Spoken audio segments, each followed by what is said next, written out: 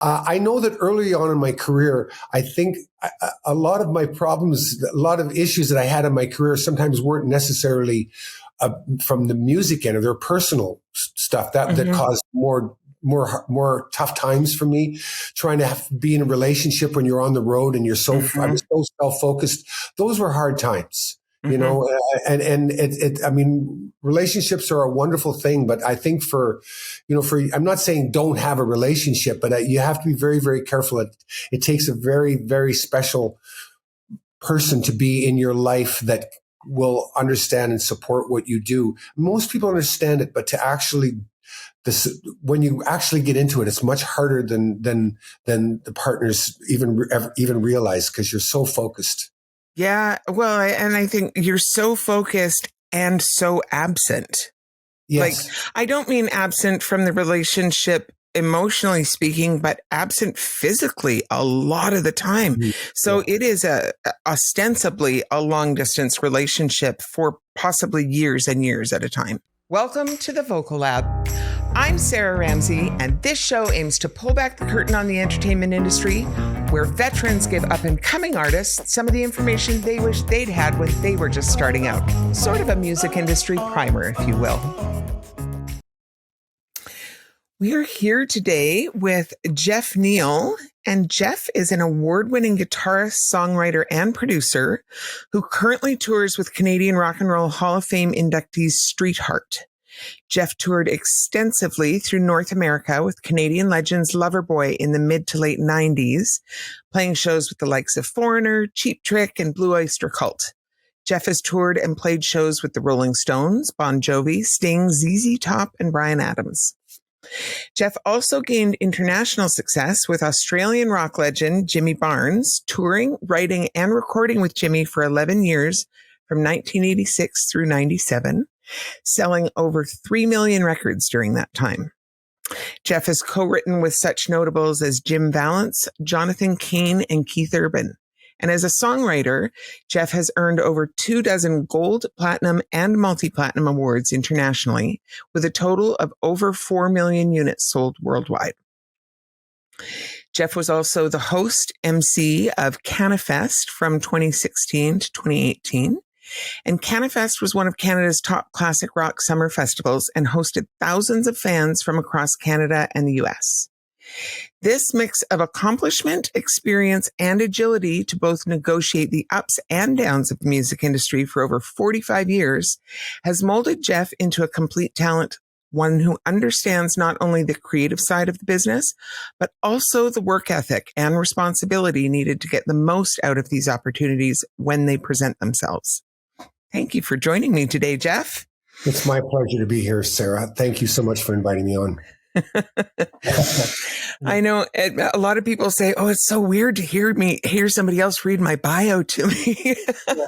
Yeah, well, I've been very lucky. I've had some good opportunities, and I have managed to make the best of most of them. Dropped the ball a few times, as we all have, but that's learning. I'm incredibly grateful for the opportunities and chances I've had over my career. Yeah. So do you want to tell your story briefly a little bit for listeners who might not know you, a bit about who you are and your journey in the biz, how you got where you are today? Okay. Well, I started playing professionally when I was in 1974, when I was 18. That's when I went on the road and started playing professionally. I've been playing. I started playing music, obviously, as a kid. Was 7 years old when the British invasion, the Beatles came, and basically at that point, music became sort of the only thing I really wanted to do outside of an interest in studying law. Oh, okay. Yeah, that was would be my chosen occupation. At 17, I was living in Sault Ste. Marie at the time, and I was playing in a band with some buddies, and they were going on the road. And being the youngest kid in the band at 17, Mom and Dad, can I go on the road? No, you're 17. You haven't even graduated yet. So the following year, my friend Brian Armstrong came back with his band and said, "Hey, Jeff, what do you think?" I said, "Mom and Dad." And they went, "Oh, okay." All right. I said, just for a year. And then if that doesn't work out, I'll go to university. I'll get my law degree and away we go. Yeah. So 49 years later, here we are. And of course, I mean, a number of wonderful things have happened during that time. I was off playing clubs. Some of you might remember a band called Shama that were very popular in Western Canada in the late 70s. Yeah. That was a great band, wonderful band, high school friends. We're still friends today. All four of us are still very close. I joined Streetheart in 1981 and was with Streetheart until 1984. Moved back to Vancouver after that. And as you mentioned previously, I hooked up with Jimmy Barnes in 1986. Mm-hmm. That was supposed to be a 3-month tour that Bruce Allen had put me on to go to, and 3 months became 11 years. The 3-hour tour. That's exactly what it was. I used to sing that song. I mean, and Jimmy and I used to just butt heads for the first 3 months. And I thought, oh God, this guy hates me. But then at the end of that tour, he asked me, he said, "Jeff, do you want to go over to Australia and play with my Australian band over there?" So that began a very, a very good and very long career. Yeah. And that ended in 97. And I came back to Canada, did session work, working for, did some stuff with Disney and was writing a lot of sessions. I went from being a session guitar player to being a writer. Because I had some people that stepped up for me and believed me that I could do that. And it's always people that help you out, that get you where you want to go. And I started doing shows with Streetheart again in 2004 and basically took over the business from Kenny in 2007. He just said, "Jeff, can you do this? You seem to enjoy the business side of it more than I do." Mm-hmm. So I've been sort of steering the band, I've been steering the band business-wise for the past 15 years, and we've had an amazing run. I mean, the classic rock scene is just it's been quite incredible. I mean, yeah.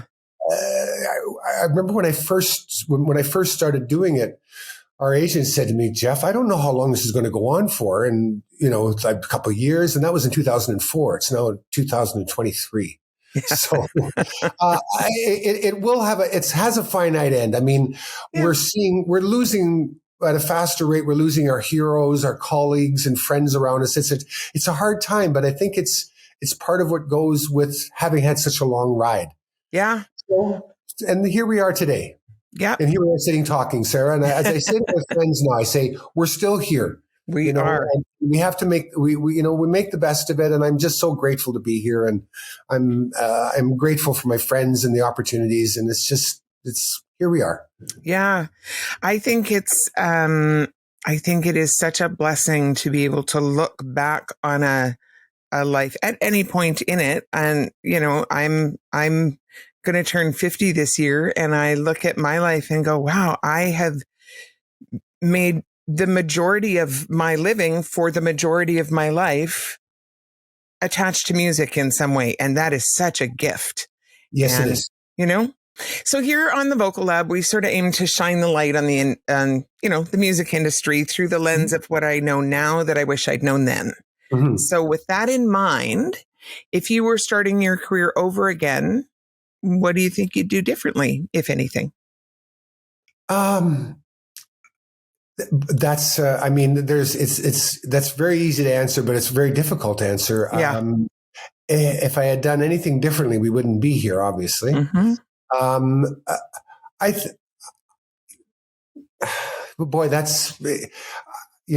think I'm trying to think, what would I do differently? I might write more songs. I might work harder. Those are easy things to say. Mm-hmm.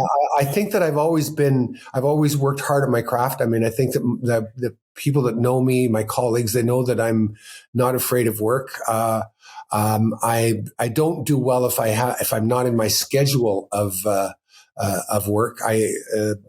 But you learn to work with it. Your life sort of changes.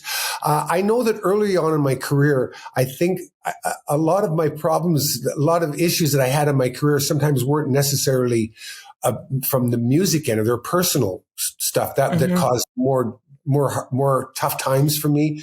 Trying to be in a relationship when you're on the road and I was so so self-focused. Those were hard times. You Mhm. know, I mean, relationships are a wonderful thing, but I think I'm not saying don't have a relationship, but you have to be very, very careful. It takes a very, very special person to be in your life that will understand and support what you do. Most people understand it, but when you actually get into it, it's much harder than the partners even realize, because you're so focused. Yeah. Well, and I think you're so focused and so absent.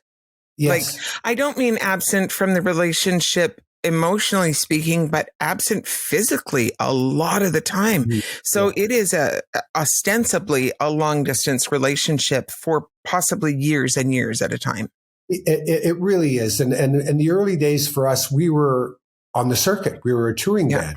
Yeah. So for us, every day was the same. You know, Mhm. we got up at noon. We had breakfast at 1:30 in the afternoon. We went and practiced. We got ready for the show. We started at 9. We played till 2. We sat around and did whatever we did till 4. And we went to bed and we repeated. We did that Yeah. over and over, week after week after week. It's the partners and the spouses and the significant others that are sitting at home waiting for you. And as the longer I've lived, the more I appreciate how incredibly difficult and lonely that is for Mhm. all of our significant others. And at this point in my life, I'm incredibly grateful to have such a wonderful person in my life. I mean, my life is different now. I go on the road for 3 days at a time. Yeah. Maybe 5. The long road trip for me last year was 5 days. Yeah.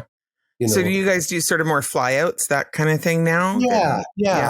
We do. I mean, and Sarah, typically most of our shows are weekend dates. Yeah. The summertime is quite busy for us. Like I always tell all the fellas every year when we're booking our schedule, I say, just assume, guys, that we will be playing every weekend of July and August. Mhm. And just set it up that way. So, and in most cases, we are playing every weekend. Hopefully, usually 2 shows, at least 1. And sometimes we'll get a midweek show, but they're always, I mean, for us, typical is to fly out Thursday evening. We like to travel day before show if we can. Fly out Thursday, fly home Sunday. All summer, my suitcase sits at the foot of the bed. It gets the dirty clothes go into the wash. They go back in the suitcase, and it's just a cycle again. It's fun, but you get to be home for a couple of days, and that's kind of nice. And I usually try and do my business on a Monday and take Tuesday's my weekend. Yeah. And then Wednesday I start winding it up again. Yeah. For the next week. Well, and do you want to talk just briefly about, like you just said, you guys try to fly out the day before. So, Yeah. I was talking to Bill Henderson recently from Chilliwack, and he was saying they do the same thing and that comes with the privilege of being at a certain point in your career when you can do that. So I will acknowledge that piece of that. Yeah, very grateful. Sure. Yeah. But do you want to tell us sort of, you ran through what a typical day in the life was in your younger years. Right. What does it look like now, start to finish, like door to door for you, from leaving home to getting back home, when you do a fly out gig? How does that schedule unfold in order to best care for yourselves and your instruments and your performance and all of that? What does that schedule look like for you? Well, it's fairly busy for me. Just 'cause I run all the business of the band, so I book all the flights. I book all the shows through my agent. I do all the liaison work with the promoters as far as setting up guest lists of rooms. We also our front of house producer Peter Petrovich is amazing. He's invaluable. He does all the technical work for us. He's one of the best in the business, and I think I'd be overwhelmed without him. When we get to the airport, we all make sure we're all together. We check in, and I'm not the tour manager, but I'm kind of the tour manager. So I'm making sure he's there. And I have to wear a number of hats during the course of a weekend. A lot of the times, again, I'm not the tour manager, but I sort of fill that role. So I'm always making sure that our ground transportation is there and ready when we arrive. And if it's not, I'm on my phone. And then we get to the hotel. I make sure the rooms are ready for us so that the boys can check in and nobody has to wait around. And, sort out things like make sure everybody gets the per diems. For food for the day. I'll usually get down to the hall, make sure everything's okay, sort out the merchandise, who's going to do merchandise, how we're doing it. Then we'll do our sound check, and then I'll try and find some time to practice, some time to work out, because that's part of what I've done. I've always done that. I'm sort of fitness is very important to me. I've been working out 5 days a week for almost 50 years. I don't really become a guitar player until about maybe half an hour before the show, if that makes any sense. Once we're done, okay, then I can kind of get into my stage clothes and get ready and get focused. And I've learned how to go from one role to the other. I would say mine. There's a lot of other artists that we're running our own bands, and we do a lot of the same thing. Yeah, it's kind of fun and it's kind of good because you know what's going on with everything, but they're very busy weekends for me. Yeah. And when the show's over, I have to make sure we collect the balance of payment, for the shows. You got to take care of all the business end of it. And then follow up after the show with the promoters, thank them, go around, try and thank the people that have been very important, that have played a key role in making the show happen. And then go back to the room, go to sleep and get up. And if we travel another show the next day, I do basically the same type of thing. Or it's Sunday and we go to the airport and we get in the plane and we go home. And when I sit down on that seat on Sunday, I go, oh, it's my holiday time. Yeah. I never do anything on the airplane except nod off. If you see me leaning against the window with my eyes shut, and it's kind of my little holiday, Yeah. And I sort of enjoy that little bit of time in the air doing that. So yeah. It's very busy. I'm probably more busy when we were. I laugh. I talk to the guys in the band. I say, I know why our tour managers were always grumpy. You'd be on tour and you'd go, hey, Jerry, our room's ready. And he'd look, he said, sit down and shut up. Just go sit down on the sofa there. And he's, I'm working and he's talking at the front desk and we'd be grabbing his shirt going, our room's ready yet? We didn't have anything else to do, right? Yeah. So again, I'm not unique in this. This is something that so many of our colleagues do now as we take care of our own business. And we're kind of lucky to be able to do it. Yeah. I very much agree. And we'll come back to that point again in a little bit. But okay. So we've talked about what you do differently. Conversely, what are the pieces that you feel like you would do the same all over again in your career, in your life? What would I do the same? Yep. I think that I would certainly work as hard as I always have. I think that I am a hard worker. But in this business, as has been said to me, is this, Jeff, your business, it's not a fair business. The music business is not fair. It's not based on merit. My gal Renata, she says to me, Jeff, we're both the same. We're both professionals. The difference between you and I is that I get paid properly for what I do. And musicians don't always get paid properly for what they do. And there's a number of reasons for that. Sometimes it's, it's bad luck, bad timing. Yeah. So many of us can say, why did that person make it and this person didn't make it? She's technically a much better singer than her, but somehow one of them did really well and the other one is struggling to pay their rent their entire life. Yeah. And there's so much that goes into it, but it's not a merit-based thing. If you're a great hockey player, you get an NHL contract. What you do with that is, if your skill is skill. Yeah. I'm on both sides of the fence because I see wonderful artists that I consider so much more skilled than I am, and have amazing talents that really have nothing. And I feel guilty. Like I think, oh, on the other hand, I sort of see, I go, why are they up there and we're still down here? Mm-hmm. Mm-hmm.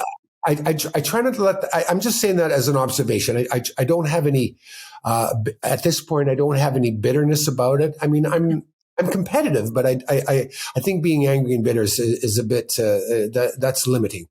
Yeah. And, I'm, the longer I live, the more I try and sort of see the big picture, so, there's so much of what I'm proud of the way I've conducted myself in my career. I haven't, and I'm very grateful for everything that I've accomplished. I'm also incredibly ambitious. So am I satisfied? No.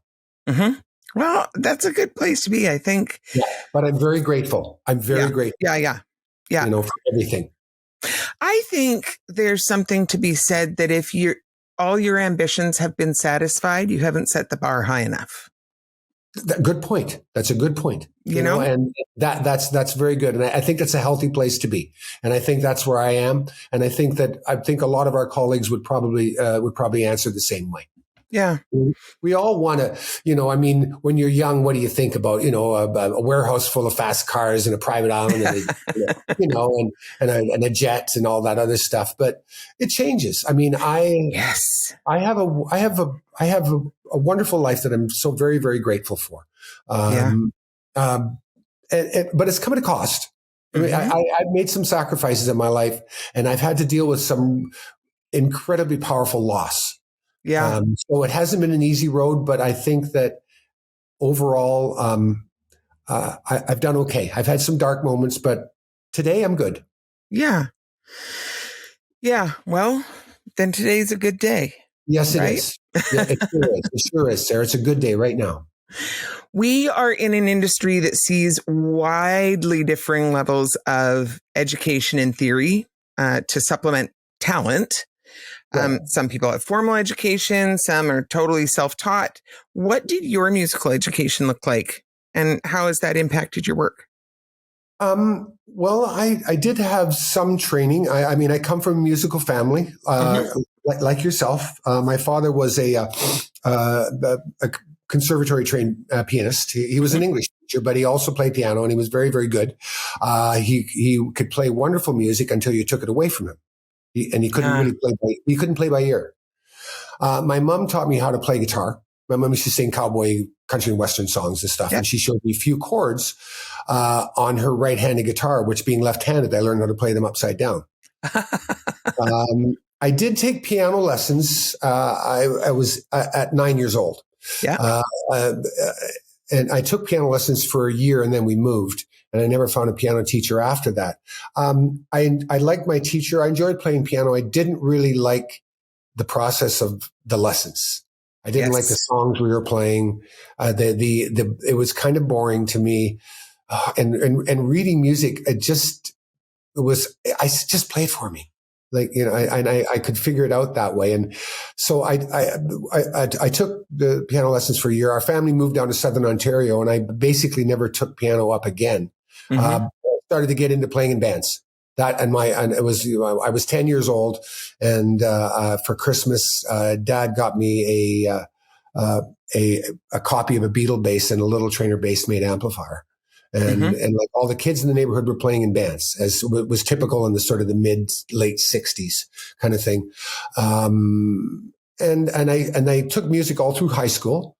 It was always one of my highest marks every year. And I took music. I studied music right to the very end. My last year, we had a wonderful teacher in Sault Ste. Marie at Boarding Collegiate and Vocational School. His name was Frank Elliott, and he was just a beautiful, beautiful man. And all of it, we all loved him dearly. We all called him Uncle Frank. And we did our final exam, and we'd go one-on-one and play player instrument. I played flute. That was sort of official instrument. Although I was starting to play some guitar charts in our school band. We had a great high school band. We had the number one band in Ontario for 3 years running in the AAA competition. We Oh, were, it wow. was a terrific band. I mean, it's excellent. There are so many amazing musicians who have came out of that program. Yeah. Okay, so we're backing up to Frank again. I played my piece of music, and he said, "Jeff, that was really great, and you didn't read a damn note of it, did you?" I said, Frank, I know it. I know it. I know it. He said, "Oh, okay." He just didn't give me, and I got I think I got a great mark. But he recognized, and he said he recognized it. He said, "Jeff, there's you're going to have a career at this business because you have a feel for it. You have a feel for music." And so I don't, technically, I'm not very good. Like as far as a reader, I can read a chord chart, but I would put notes down and go, oh, I don't know what to do. I kind of have to go, oh, cows eat grass. I'm even doing sessions when I was in Vancouver. Most of the people that hired me knew that I wasn't a great reader, but they knew that I could bring some vibe. Yep. And I'd always sit myself down beside someone like a Doug Edwards, for example, who was brilliant. Doug, what is this? And he'd go, oh, Jack, it's this thing here. It's this. Oh, I go, oh, that's like that Beatles riff. And I'd write down that Beatles riff on my chart. And when it came to it, I'd know the notes. I mean, I could read chord charts, but that was okay. I mean, it was never really called on. So I've always kind of played sort of by ear. Yep. I'm a bit of a mutt that way. I could read a chord chart, but for me, it's just, can you play it for me? And I go, oh yeah, okay, I know what that is. Yeah. Yeah. So, ears are a huge muscle. And that's actually exactly why I like to talk about this piece with my guests, musical education, because some people have very formal education and some people can't read a note, but have great ears. And both pieces are valid. And especially in pop music, in rock and roll, it's not like classical music where if you can't read music, you are not going to get very far as a classical musician. It is required in that genre, but Absolutely. In our field, it's not a requirement. No, it's not. Passion is a requirement. Absolutely. Absolutely.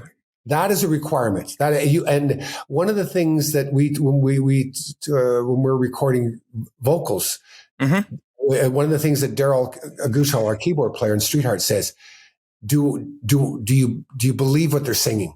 Do you believe them when they're up there singing? Are they selling you the song? There are some great. I always divide, like, just sidebarring onto vocalists. There's a big difference between having a great voice and being a great singer. Yes. I know some people who have wonderful voices who aren't particularly great singers. And there are people who don't have particularly great voices who are wonderful singers, who really can sell the song. But they may not have the most beautiful, wonderful voice, but their passion, their delivery, their ability to convey the message is everything. I talk to my students often about the concept that artists, and I believe that all artists, obviously we're talking about it in the field of music, but I think artists are storytellers. All of us. We just have different tools with which we do it. Musicians have, the notes and rhythm and harmony and melody and all that. Singers have the added bonus of actually having words to work with as well.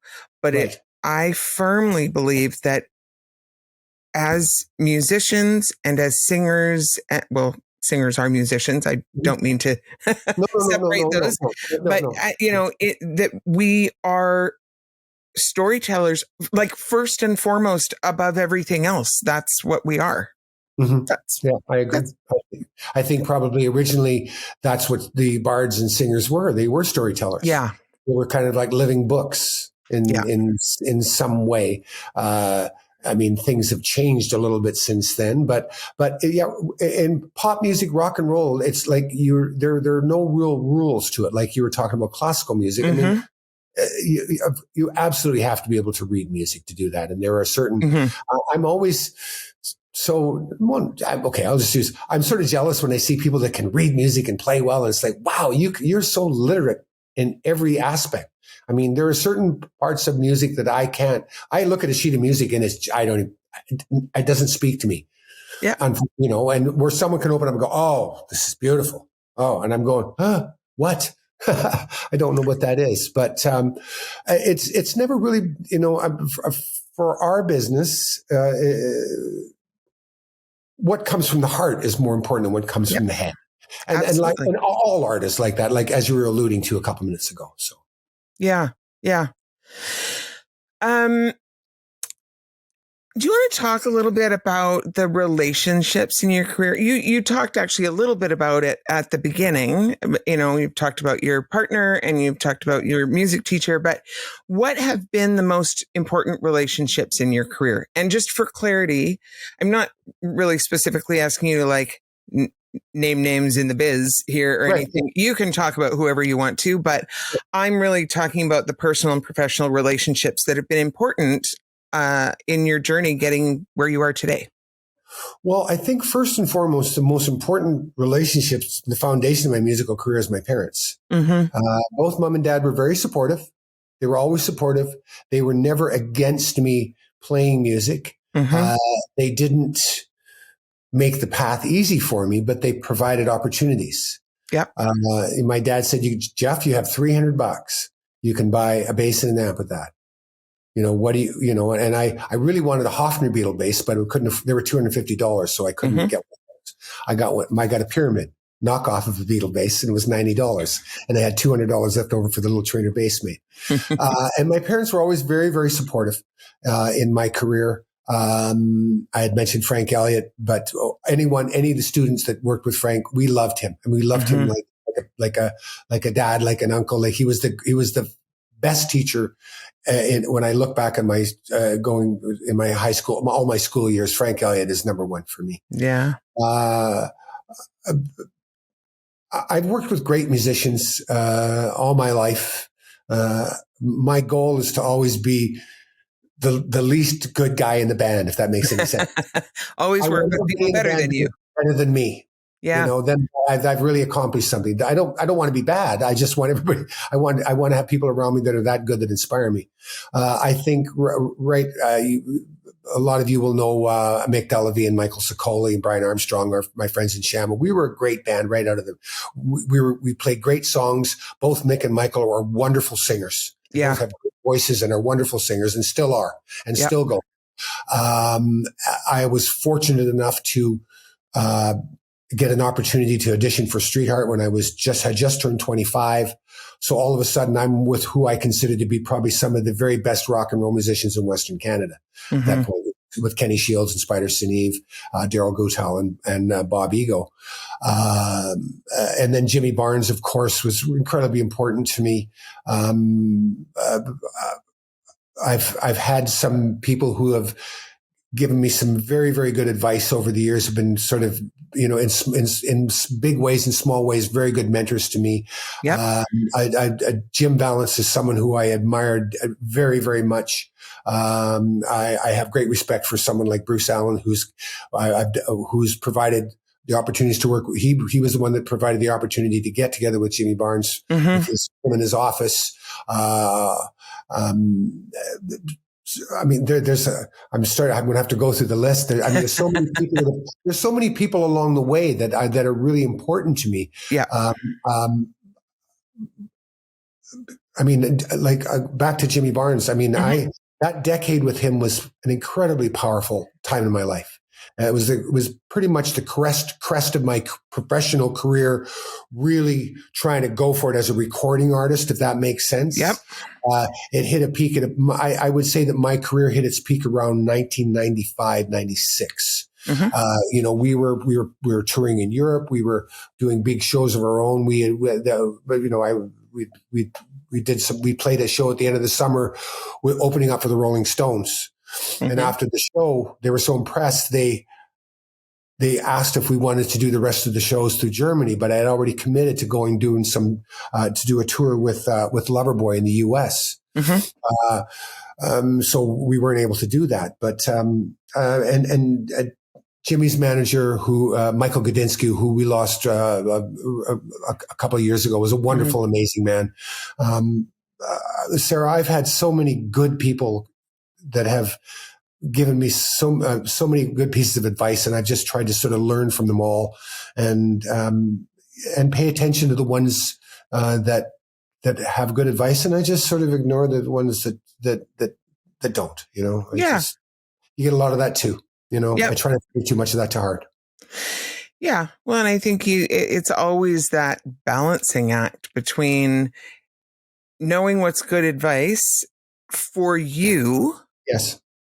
Like, first off, what's good advice for you might not be the same as good advice for somebody else. That same piece of information might fit differently for two different people. So knowing what you hold on to and what you let roll off your back, that's always the balancing act.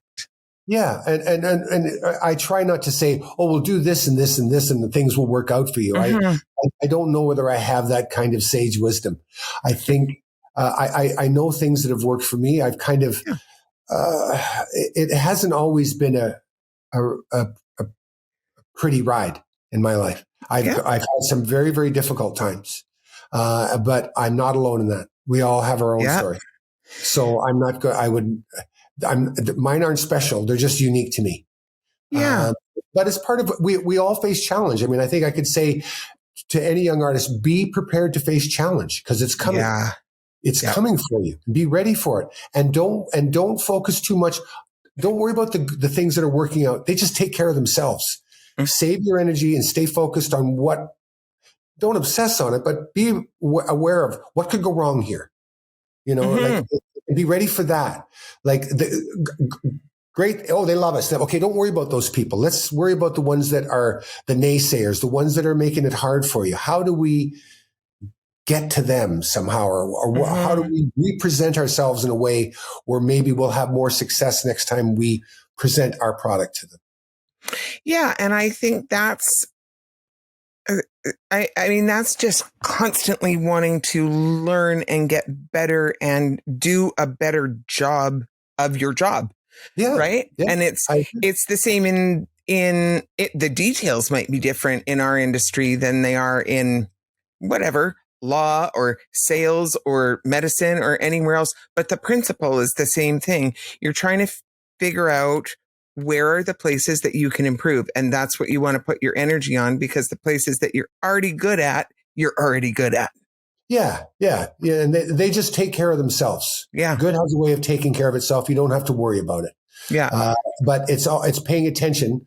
You got to take time to enjoy things. It doesn't mean ignore the good things in your life. It just means, for me, and again, this is only for me, and if anyone else chooses to be this way, I sort of go, okay, I'm thinking about this because this could kind of go sideways here. So let's just watch this, whatever this is. We just give it some energy. Too many times I have made some of my mistakes in my professional career have been from assuming. An assumption is a very tricky thing, that someone is going to do the right thing for you. Many times they will, but more often than you care to know, people won't do what's in your best interest. I mean, this is a hard business. I'm not trying to sound jaded or cynical about it, but it's it's the reality. It's a difficult business. Yep. One of the things that I have found is it's very hard to get someone who is above you, whatever, like to do something for you. You can people who. I hate to say above and beneath, but if there was a pecking order to it, I mean, trying to get to the president of a record company, that's not very easy. Right. It's just not. And if you get someone who will look down and say, hey, kid, I'm ready to help you. That's an amazing moment when that happens. And you have to do that. I've had some of those. This is where I mentioned Bruce Allen earlier, because he was one of those gentlemen that phoned me up and said, it's Bruce Allen here. I got this tour I want you to do with Jimmy Barnes. 3 months. Bruce, right? It was wonderful, and I wouldn't have got that job without him in his office, and there was more people involved with it than just Bruce. But it was you need every artist needs someone to reach down and pull them up and say, you know what, kid, you deserve a chance. You know, it's the understudy that gets the chance to do the play because the lead actor twisted their ankle. And that's how it happens. That's how it happens. Thanks for joining us today. That was actually just part 1 of our interview. And I would love it if you come on back Thursday to catch part 2. Can't wait to see you then.